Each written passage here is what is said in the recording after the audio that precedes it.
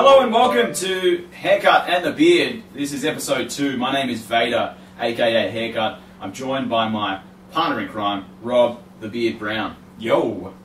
We have a special guest on the program today, the girl. Back again, and still a girl. Yes, she is. If this is your first time listening, each episode we want to talk about some entertainment news first of all, then we'll chat about a movie, TV show or game depending on what we want to talk about, and then we'll wrap it up with some fun stuff at the end. Rob? Yeah, so today we're going to be talking about Nightcrawler. Awesome film. We'll get to that shortly, but now for some news. Okay, so I've got some news, guys, I wanted to share with you. First off, NWA movie coming out soon. I saw a trailer with the intro from Ice Cube and Dr. Dre. Did you see it? Yeah, it looks pretty fucking cool. Really cool. Apparently, both Ice Cube's son and Dr. Dre's son both applied for the role of their respective fathers and got knocked back. How shitty would you feel if you were their sons and you got knocked back for the part of their fathers? Like, yeah, how much more shitty. like them can you be? Yeah, Have exactly. their DNA. Exactly. I guess that's testament to the movie that they may have actually required some acting skill. Yeah. What are you saying? Well, Maybe. I mean, Notorious was a pretty shit movie. Which was notorious. About Notorious B.I.G. Oh, okay, yeah, that was atrocious. Yeah. I'm a huge fan of NWA. Like, I remember when I was a kid, that was like the first group that I listened to that had swearing in it. I think that was the big draw for me. I could tell my Parental friends, guidance. this band has swearing in it. No, it felt like really hard, but then I actually realised that I fucking love the music. It was just awesome. They were great back then. Discretion is advised. Yeah. Paul Blart 2, speaking of bad movies.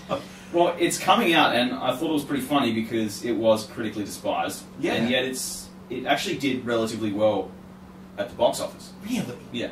How It's does a a very, movie... it's a sad comment. On Yeah. society. It made 146 million and cost 26 million to make. Wow. Compare that to last year's Legends of Oz, Dorothy's Return, which made 18 million globally, not just the US box office, Really? on a $70 million budget. I saw that in the movies. Surprisingly enough. Yeah, not Paul Blart, but... Jesus Christ. So you were part of that 18 million? Yeah. A large percentage of it, apparently. Yeah, that's atrocious. I don't who's greenlighting these films. Like, obviously, the first one made money, but there's been such a long gap. Like, even if it is popular, you at least bring it out close to the first one. 10 years in the making, then. It better be good. God. Also, Spider-Man is getting a new reboot. This time, it's as part of the Marvel universe. So this will be the third reboot in 15 years or so. I'm legit really excited about this. Like, I feel Avengers is one of those things. Spider-Man is one of the Avengers. Like, he's one of the OG cast. He's meant to be there from the get-go, and I hate the fact that Sony and Marvel, their wheelings and dealings have stopped us from having the movie that should have been. You know? Yeah. I feel that he should have been a part of it from the absolute get-go. Well, he's going to be in a couple of Marvel films prior to his own release, which is due in 2017. Oh, really? So they are doing a reboot first, and then going to bring him back into the fold. No. First, they're going to be bringing him into some other Avengers movies or other movies, gotcha. maybe Iron Man 8. Yeah. But eventually, 2017, he'll get his own movie. Did you know the last director's name of the last Andrew Garfield reboot? No, if I hear it, I'll remember it. Like, I remember Mark Webb. Marky Webb. Of course, it was Webb. I thought that was funny. That's interesting. No shit. Speaking of reboots, Alien is also getting another reboot as well. Ridley Scott will produce, and Neil Blomkamp will direct. I'm so excited about this. Neil Blomkamp, obviously the guy that did District 9, and he, in my eyes, he's the only guy that's doing really, really cool, interesting sci-fi these days. Like, he does just amazing stuff. And the thought of him with his grubby mitts all over Alien, which is one of my favourite movies of all time, that he's the only person out there that, hearing that news, legitimately gets me excited. Yeah. Like, I'm really, really happy about this. He has written and directed all of his movies. Yeah. Well, actually, there's 8 that he's written and directed, and then there's an additional short which he only directed. But I found this pretty interesting. He's only done 8, and he's written and directed all of them. He was originally, back in the day, he was going to be the director of the Halo movie, which I thought would have been fucking awesome. And then it's just turned into Elysium. Yeah, pretty much. I truly believe that the whole Elysium and Halo thing, that's not a coincidence. I believe that him working so closely when they were originally going to make that film, and now he has a film that has like this giant ring in the sky, I think there's definitely something there. Yeah. But yeah, that's really exciting news. I think he'll just do awesome stuff. Yeah. Another bit of news on a different front, not so much a feature, but there's a trailer coming out which is pretty anticipated for a documentary about the infamous Church of Scientology. It's called Going Clear by HBO. Oh, wow. Have you seen the trailer? No. It's good, man. It sounds really interesting. Yeah, it's going to be one of those ones that they basically call it a cult. Really? Yeah. It'll be interesting to see how they sort of fight back. Like, yeah. Did you hear there was a whole sort of war between Anonymous and the Church of Scientology, where they basically just shut down their website and did all these horrible things to them? Like, I love it when Anonymous just goes to town on someone and just fucks them up. Like, yeah, absolutely brilliant. But yeah, I'd be interested to see that. I think that'd be interesting. Last bit of news I wanted to cover off. The Oscars are actually today while we're recording. Oh, really? They're going to be taking place a little bit later on. We're, of course, a different time zone. But just as the last item of news, I wanted to run through what your predictions are going to be for the Oscars winners. So I've got a couple of categories that I'll ask you about. I like this. Is a good game. Yeah, so we'll save Best Picture for last. First, what I want to get your predictions on is Best Actor. Oof, yeah. So we've got Eddie Redmayne from Theory of Everything. Yep. We've got Michael Keaton, of course, Birdman. Bradley Cooper from American Sniper, and Benedict Cumberbatch. They're the four favourites. Yeah. So who I want to win is Birdman. I think Birdman should definitely win without a doubt. Michael Keaton was fucking amazing. I think he deserves some recognition for that. I mean, obviously getting nominated is enough, apparently, but I think he deserves to win. But I truly believe, without a doubt, the Theory of Everything. What was his name? Birdman. Redman. Without a doubt, man. I'm not sure if you guys have seen that, but it's one of those movies where it's hard to believe that the guy that you're watching is not the actual person. Oh, he totally embodies.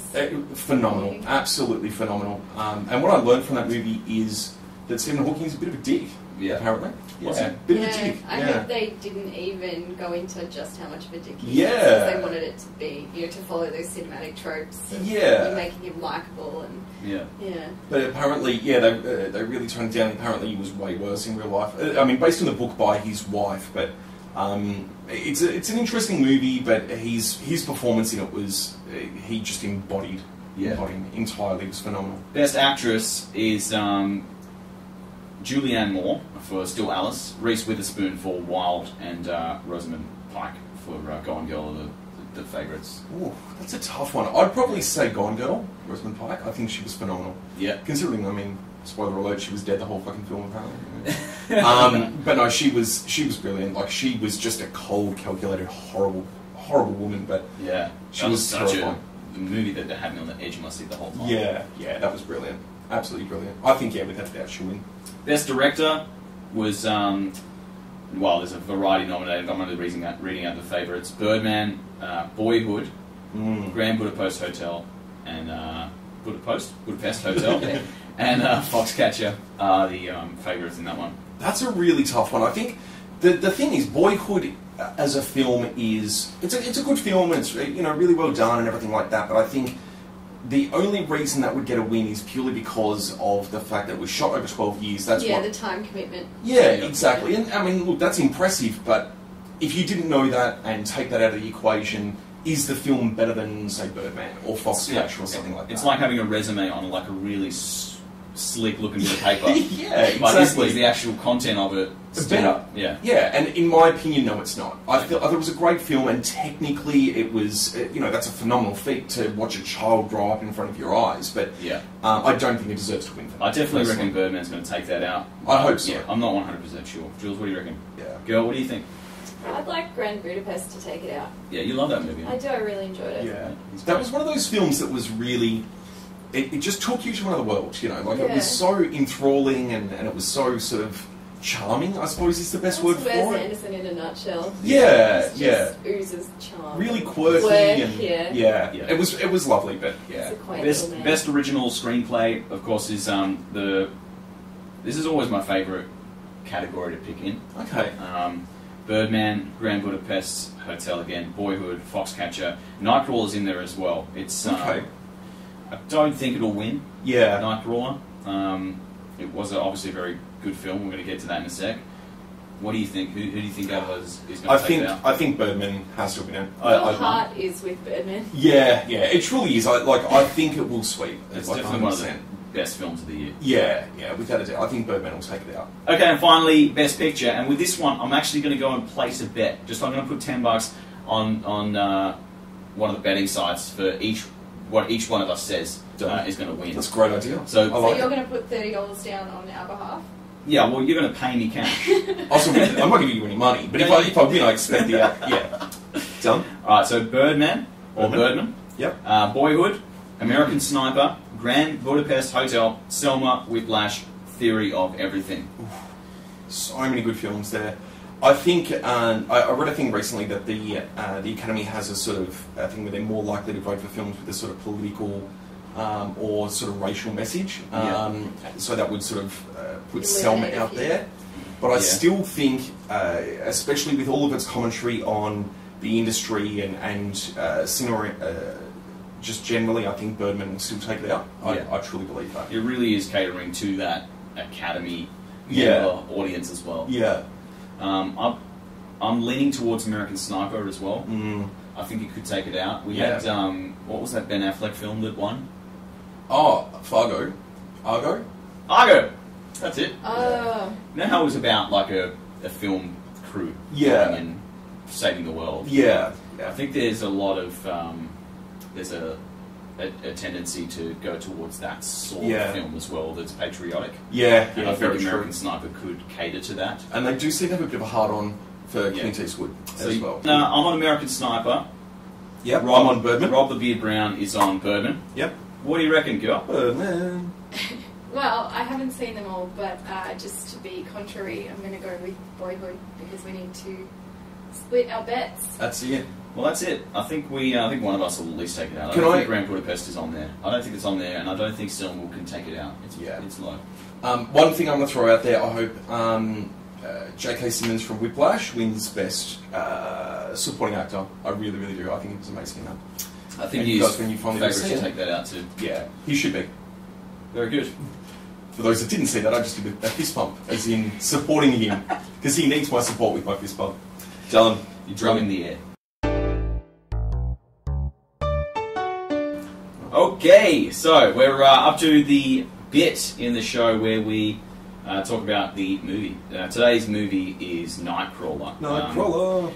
Jake Gyllenhaal plays Luke Bloom, out of work loner that gets a gig together to become a crime scene photographer and starts to sell that footage to the news. Yeah. Give us an overall view of what you thought of the film. It was... I love this kind of really dark, cynical film. Like, it was the kind of film that really paints a very, very precise picture of a certain industry or sort of world that these people live in. Yeah. And I think it definitely painted it with a really sort of cynical and horrific kind of bright. I think his character, Lou, is... It's interesting how he's so unapologetic about his acting through self-interest. Yeah. Well, he's your perfect narcissist. Yeah. He is, yeah. And he's obviously amoral in his approach to virtually anything that can get him to the next level or get him to the next bit. Unashamedly willing to step on other people's heads to get to that next rung up the ladder, and But at some point, of course, every character at some level feels as though they're right, and part of the enjoyment of the film for me was trying to figure out how he was rationalising all his actions. How was he rationalising treating people the way he did, and that was okay in his mind. Yeah. I mean, the way that he treated his apprentice. Oh, yeah. Played by Riz Ahmed, by the way. He was brilliant. I absolutely loved him. And Renee Russo, his the news lady that he sold his footage to. How he treated both those people was just with utter disdain. Yeah. It was completely self-serving. Yeah. But at the surface, he was charming. Yeah. That's with them. One of those characteristics of a narcissist is they can manipulate, they can charm, and then they can turn on you as soon as they have the power. That's exactly how he worked. He had this one thing that I thought was brilliant, and I think this is the most out of the box role for Gyllenhaal. I think it's the first time I mean, I've always thought he was brilliant, but this is the first time I totally forgot I was watching him as an actor. Like, usually it's like, Gyllenhaal, but this is the first time I'm like, that is someone I've never seen before. Like, it was, in my opinion, and I love Donnie Darko and most of his films, it was without a doubt the first time I've been like, I forgot who I was watching, which is absolutely phenomenal. Yeah, it was a really complete character. Yeah. So detailed. Just an absolute masterful performance. Yeah, 100%. Powerhouse, you could say. One thing that I really liked about him was he was kind of aggressive and passive-aggressive at the same time. Like, there was a scene in there where he said, "What if I was to tell you?" And that was the way he sort of framed the question, and then goes on to talk about how he wants to grab someone and brutally strangle them and yell in their face and all this kind of stuff. And he never actually says, "I want to do this." He's like, "What if I was to tell you that I was thinking this?" or something like that. There was a couple of moments in the film where he confronts people, where he confronts either Rene Russo's character or Rick, the apprentice. Yeah. And you really feel as though you're the one being confronted. Yeah. Like, it's really terrifying. Really strong. Yeah. I think this is our generation's equivalent of something like American Psycho. Have you guys seen that? Yeah. Very, very similar kind of construct and character, but this film really sort of hit it home for me. There was one thing that I found about this was it really made LA a character in the film. You know, like it was really you felt the whole way through the film like it was very specifically set around LA. You know, like this kind of film would be very, very different if it was set somewhere else. You know, in some films they don't really highlight where it is or where it's from and all that kind of stuff. I feel like it could be anywhere because it's very generic. Exactly, but this film was really, really specific to this is the world of LA. A lot of films will show the glitzy, the glamour side of California. Yeah. This film was the dirty underwear. Do you know what I mean? This is a film that showed the negative side of the overdrive for recognition, for wealth, for ambition. Yeah. All these things in overdrive equals that you get these people in society that are like him. Yeah, without a doubt. He was brilliant. One thing I specifically remember walking out of this, I saw it at the cinemas, and there was a very interesting relationship between him and Rene Russo, who is the woman that works at the news station that is just after blood. You know, she just wants anything, the more bloody, the more horrific. She does not give a shit about... She wants the ratings. Yeah, she wants the ratings. And she was just as narcissistic and horrible as he was, but just in a different sort of area. But there was almost a sexual relationship when he comes to her with something really good. You know, it was you could have replaced the words coming out of their mouth with something sexual. Yeah. The context would have been exactly the same. So true. Yeah. While he's talking like, this about, one's going to make you feel so good. Just like, give it to me. Yeah, exactly. And it was intentionally sexual, but yeah, because that was the undertone of their relationship as well. Exactly. I love one of my favourite bits as well was when he was trying to basically blackmail her into being in a relationship with him, and he it wasn't being in a relationship; it was just like using her body. Basically. Yeah, and he basically threatens her into. He does the same thing. Well, what if I was to say? And she's like, "Is that what you're saying?" No, not at all. But what if I was to say? You know, fantastic. It was written and directed by Dan Gilroy. Yeah, he hasn't had a lot of massively successful films in the past. Real Steel was awesome. Yeah, come on, man. I actually really liked that film. Right? He did The Bourne Legacy as well. Yeah, that was another good film. Again, not super good though, and this is just super good. Yeah, it's such a dark film, but not a film that I personally would watch often because of its darkness. It's hard to watch. It is. It's really confronting. That's it. And it's a film that's good, but again, I wouldn't watch it repeatedly. Yeah. Whereas something like Hot Tub Time Machine, I can just watch over and over again. You know what I mean? And in a way, those sort of films are more successful. In one way, those films are more successful. Yeah. So I've got two questions about this film. First question: how does someone like Lou Bloom come to be? Do you think he was born like that? Do you think it was his upbringing? He's a very, very specific character, and I walked away from that going, I'd like to know more about how he became who he is. Yeah. You know, what do you think? Do you think he was abused as a child? The only mention he ever really makes to his childhood is, I was very popular as a child, and he mentions that very early on in the film. But yeah. It's hard to know if he's being honest about it. Yeah, exactly. So complex character. I think again, it's a comment on society. I think it is. Yeah. Without a doubt. So my answer to that question would be, I think it's to do with his upbringing. Yeah. I think it would be to do with the society that he is derived from. And my second question is, how true to life do you think that was? The actual newsroom side of things, and you know how they're the bloodlust and the bloodlust, and she mentions we don't care about gang members killing other gang members. We want to see crime moving to the more prolific areas and the more upclass areas. I think it's something that's may not be exactly like that in a newsroom. I mean, correct us if we're wrong. But I would on when you have no experience in I would say it's not that way, but it's certainly again a comment on that bloodlust that we feed on as a people. Without a doubt. But you do see it at a lesser extent, like with the paparazzi following people around and forcing these reactions out of people. Exactly. Pushing limits. I've got a question. How do you think the movie would have been if Gyllenhaal was replaced with Bruce Willis?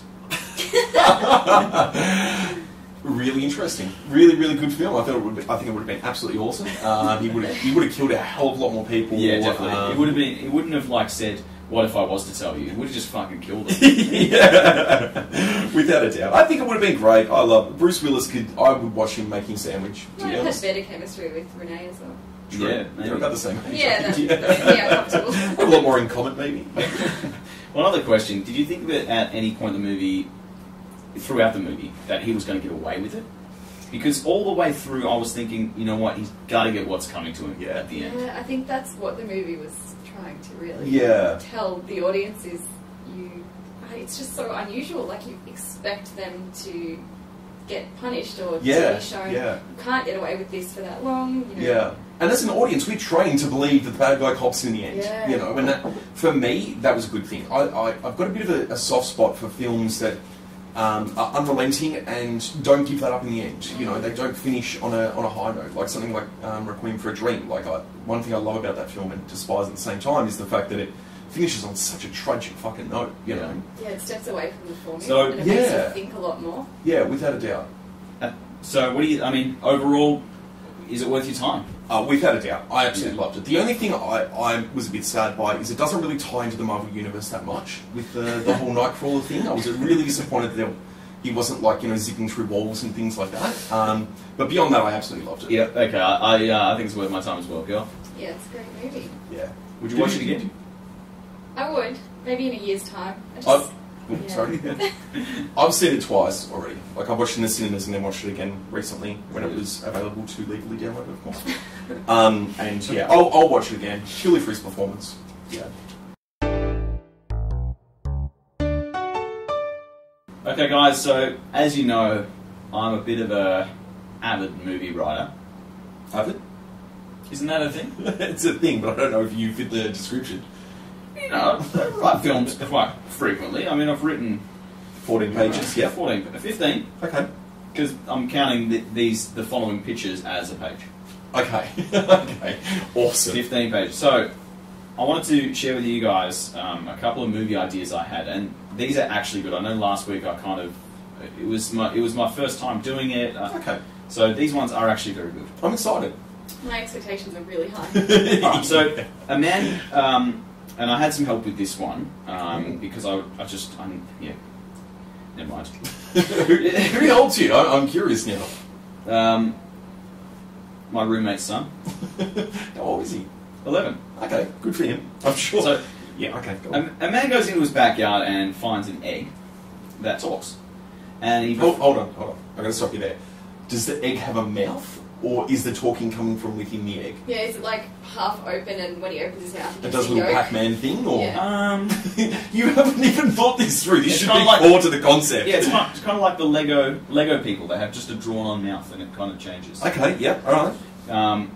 So after befriending... great so far. Yeah, after befriending the egg, the man learns that every night the egg, kind of like a werewolf, except it's every night instead of just a full moon. He turns into like a dragon. Okay, yeah. But the catch is that the dragon's sick all the time and sneezes and coughs fire.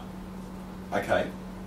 Is this it? That's it. Makings of a movie. So, hold on. What's the plot? There's a sick dragon that can't do anything. You get writers to help you with that. You're the writer! You're meant to help everyone with this. It's your thing. Not the best one. Oh, God. Not the best one. Hold on. We're not finished with this. I want to talk about this a bit more. So, what does he do when he turns into this coughing, spluttering... Like, does he just sit there and look sick? Is that what we're going to watch for an hour and a half? The man tried... Like, he's obviously his mate now. And then he has, his friend. And the dragon... He's sick, so the man tries to take care of it, but it sneezes fire. So he just can't get too close. Yeah, just... Okay, so he just sits there and yells out, "You'll be okay." That's it, I'm cutting that whole thing out. I'm cutting that whole thing out. Alright. Alright, I've got another pitch. Are you sure? You sure you want to go there? This one's actually Your good. pitches sound like the dreams you have when you wake up all sweaty. You're like, whoa. You gotta hear this. This one is actually really good. I'm actually really proud of this. Okay. So it's called Chemical X. Okay. A man creates a cure for baldness, but accidentally spills the concentrate into the county reservoir. God. So people are drinking this and they're just growing hair everywhere. Really? Okay. Yeah. And then you just, again, no plot, but good idea. Because then you got all these hairy people walking around. Okay. The problem with that is how much concentrate did he spill into the reservoir? Enough, trust me. Well, that's a lot. Yeah, he made a whole world supply because he...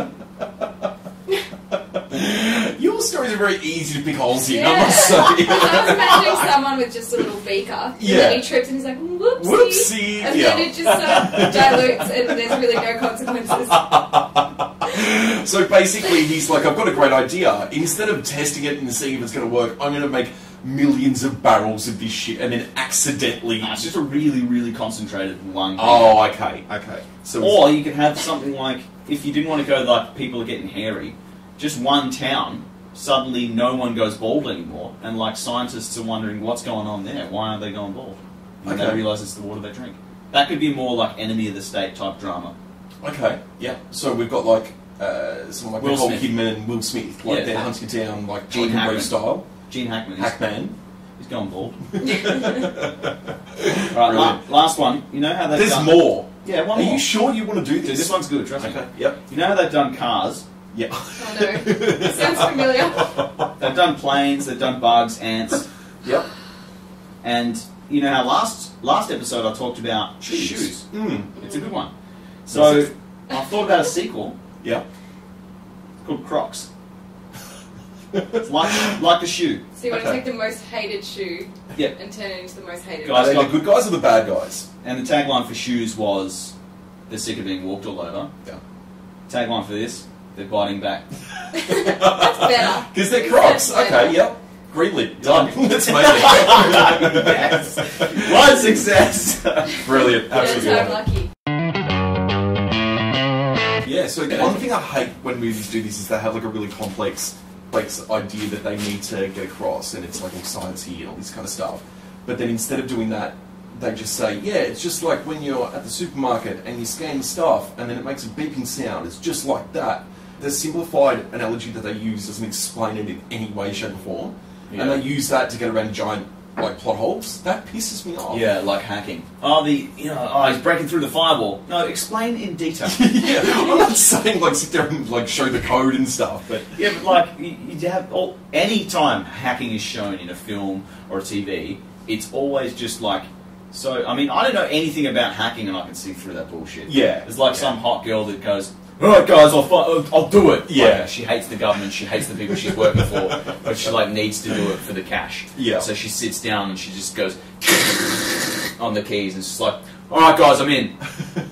Like, how would I do that? Do I open MS-DOS? Yeah, like, do I open up command prompt and just go hack FBI? And whenever they're showing that, they're not using a real computer. Like it's always like some weird system and program that no one's ever seen. Where's the start button, lady? Every fucking computer that I've ever seen.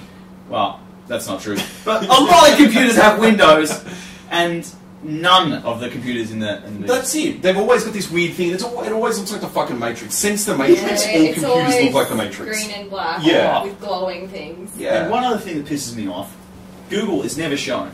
Like, it's always just, do the search term. And then they just put a search in and it comes up exactly what they need. Yeah, true. It's always... High school blows up and it comes up with the exact news article they're after. It's always the first result. Yeah, true. And then they click on the link and it takes them literally to a newspaper article. Yeah. Like, it looks like a newspaper. It's when not do you ever do that? When do you ever search something, click on something and it brings you a fucking newspaper? Yeah. Like, what is this, the 50s? Yeah. It's like those old, like, how you have to, you used to have to go to the library and, like, have you ever done microfiche? Yeah. Have you ever, like, looked up the year of your birth and the newspaper? The day of your birth? Yeah. I've done that. I went to the library, you put a little slide in and you go... yeah, one of those things. I gotta take a leak. That was a good little rant. I did enjoy that. Alright, Rob. Well, we're coming to the part of the episode where we get to talk about your favourite or your best of the week. You just haven't shut up about this. So can you... It's not the best of the week. This is the best thing ever, for the record. Go on. Okay. So, I saw Kingsman. Yep. Do you know Kingsman? Have you heard of Kingsman? Well, I've heard you talk about it. Yeah, fucking everyone has. So, I went to see Kingsman with one of my good friends, who hopefully will be in the podcast next time. And I went into it expecting shit, expecting nothing. I'd seen the trailer and all that kind of stuff, and I didn't expect there to be much in there.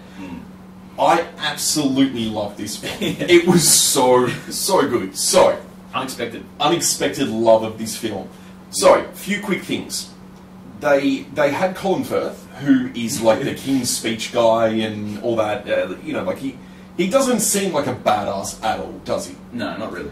You are wrong, sir. He is a badass. He is the baddest of asses. His ass is so bad. So bad. So, there is one of the greatest action scenes in this film that I've ever seen in my life. I was literally in the back of the cinema. I was taken back to my childhood. I was like a little 15-year-old kid watching fucking Star Wars or something. I was like, yeah. Weren't you stealing flowers when you were 15? Maybe. But honestly, they do this thing with action. You know how recently, I'd say within the last 10 years, they've got this thing going with action scenes where the only way they can do action and make it look really cool and fast-paced is just get a handy cam, put it on the fucking end of a piece of string and just swing it around their fucking head. Yeah. Like, so you can't see anything that's happening, it's just a big rush. Exactly! Yeah. It's useless. So, this film's based on a comic book series about a bunch of, like, really uppity British guys with fucking monocles. My favourite! Yeah. But they're, like, they're basically a secret service, obviously. And Colin Firth plays, like, one of the lead badasses in this. Now, it does this thing with the action where it's really, really fast-paced and it's moving really fast. But what they do that's so cool is, let's say, for instance, you've got two people having a fight, and it's like me punch you, you punch me, you throw a brick in my head, and back and forth like that. They'll move really fast in between when there's no kablamo moments. But the second someone hits something or someone gets a pipe broken over their head or something like that, it'll do a sort of quick freeze frame. So you get all this really fast-moving action, but then it stops, sort of like a comic book where it does really fast for everything between the frames, but then stops on what would have been the frames in the comic book. That's so cool. So cool. There's one of my favourite action scenes ever, legitimately. I know I say that all the time. There's a scene in a church, and I think it's meant to be a sort of rip-off of the Westboro Baptist Church. Like these people are just, talking about Jews and the N-word and all this horrible, horrible stuff. And Colin Firth's there, the perfect gentleman. Yeah. And he just fucking, for what reasons I won't go into, rampage. Just rampage. The whole church breaks out, everyone's going nuts. It went for about probably 6 minutes of non-stop action, and it is amazing. I was giddy. I'd never used that word in my life, but while I was watching that, I was giddy. It was brilliant. You've been pretty happy about this. Yeah, honestly, I'm fucking just stoked. I went, like I said, I watched it with one of my friends, and he was like poking me in the ribs because I just wouldn't shut the fuck up. Like, I was just so excited. It was brilliant. Just whimpering with excitement? A little bit. A quick little note that I want to mention. So, I listened to a really, really cool interview with the guy that directed this, whose name's Matthew Vaughn. Yeah. And he's a really, really cool guy. Like, just the way he talks, his mannerisms, everything. I just sort of a bit of a man crush on him. Yeah. And he talked about how Colin Firth got the role. And apparently, I think this is just awesome. Apparently, Colin Firth found out that he was shooting this movie. He's like, I want to be on this film. So he's like, all right, come down to the pub. But he thought, there's no way I'm putting this guy in my film. He's a bit of a pussy. The way that I saw him before I went into this film. And apparently they're sitting down in the pub, having a bit of a drink, and some guy walks up to Colin Firth and goes, hey, give us your autograph. He was a bit of a dick about it. Yeah. So Colin Firth's like, mate, I'm having a fucking beer, relax, chill the fuck out. Anyway, the guy's like, no, Grandpa, I want it now. He then proceeds to beat the shit out of this guy. How fucking awesome is that? And then on the spot, apparently, the director Matthew Vaughn tells him, "Yeah, you've got the role." Done. How awesome is that? But we need a badass. Yeah, but he told him all about the church scene. And he's like, "Look, you're going to have to train for the next 6 months to fucking do it." But it was awesome. For me, it was what I wish James Bond was, you know? Yeah. Really super fun, really light, really stupid over-the-top action with a lot of gadgets. But fun again, not as serious as Bond is. Yeah, I see what you mean. Yeah, it's really cool. So that's the best thing ever. IMDb rating game. We played this last episode, and it's back by popular demand. I demand it. We have demand for this. I have some movies, some movie titles, that I want you to tell me what the IMDb rating would have to be for you to see it. Ooh, okay. Now, sometimes I'll only throw a movie title at you. Sometimes I'll throw in little tidbits as well. Okay. Alright, so Emu's Attack. No famous actors. How high would it have to be? Oh, and what was it called? Emu's Attack. Oh, dude, that sounds awesome. I picture them like velociraptors just running at you and people running away from them. I'd watch that at about a 5, I reckon. Really? Yeah. Even if it's like 5.1, you know, watch it. It's the kind of film where even if it's bad, it's going to be good. I think it would be hilarious because there'd be lots of close-ups of big bird eyes with their long eyelashes and like, intense looks, and then those big feet like hitting the dirt and dust. Yeah, would be There's a intense. screenplay. Done. That's pretty much the whole You film. are going to be credited as a developer on that one. Yeah. Alright, next one. A Beginner's Guide to Palm Reading. But it's starring Jeff Goldblum and Danny DeVito. And palm is spelt with an S. That was pretty good. That was good. I didn't plan that, but yeah, okay, well, let's dig that in there. Yeah, done. So, who's in it again? Jeff Goldblum. Yeah, okay. And Danny DeVito. Okay. I can think twins. Yeah. I can see him doing a lot of the, that thing he does. That was I horrible. love the thing that he does. The thing that he does. I don't need to actually He does imitate a lot him of to throat understand. sounds. Yeah, throat sounds. Yeah. Anticipatory throat sounds. He's very Goldblum-esque. I'd watch a movie called Throat Sounds with Jeff Goldblum. Robbie! Rating? Oh, brilliant. I'd watch probably about a 7. That'd have to be a 7 or above for me to watch it. Alright, next one. You're not letting me play. I feel hurt. Yeah, give her a crack. What would you watch that at? At a 6, because I love Goldblum. Yeah, true. I'd watch it. I'd Got watch a it soft regardless. spot Even for if it him. was a 3. Yeah. Goldblum is just, he's good. Alright, this next one I want to ask the girl. Title of the movie is Hitler Was Actually a Good Man. Oh, God. Directed by Dwayne "The Rock" Johnson. Wow. Directorial debut. Yeah.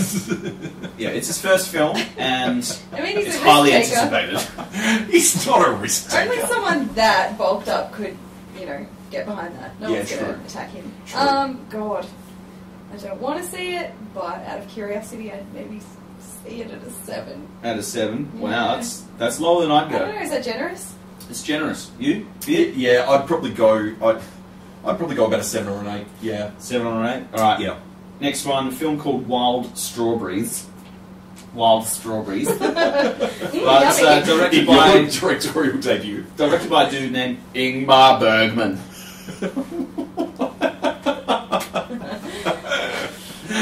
What would you see that? I don't know what just happened.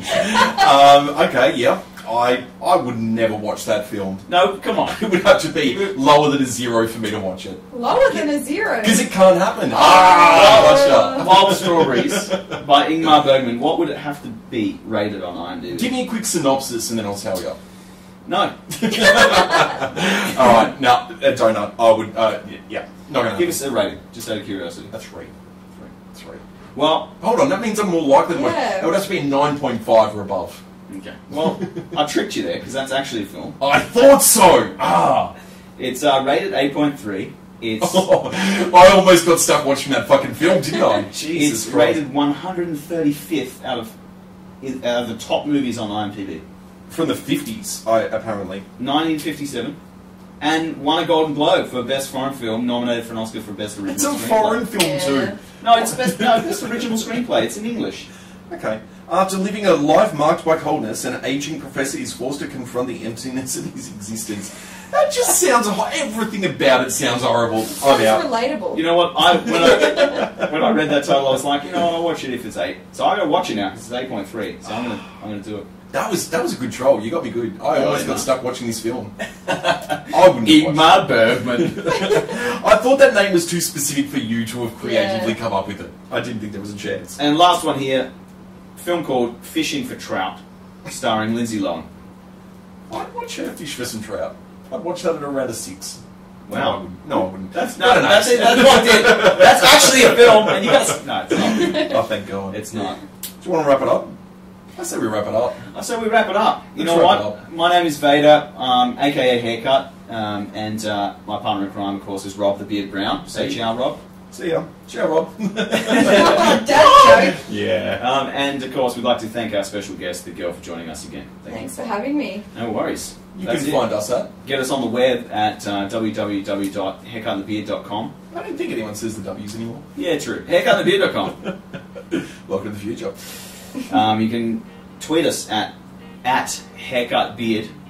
You send us an email, haircutandthebeard@gmail.com. Also find us on Facebook and give us some ideas for IMDb rating game or anything else you want to say. Any topics you want us to talk about? We'll love you guys' feedback. We want to make this a better show and keep on improving. So hit us up if you've got any tips. Done. Done. Thank you very much, guys.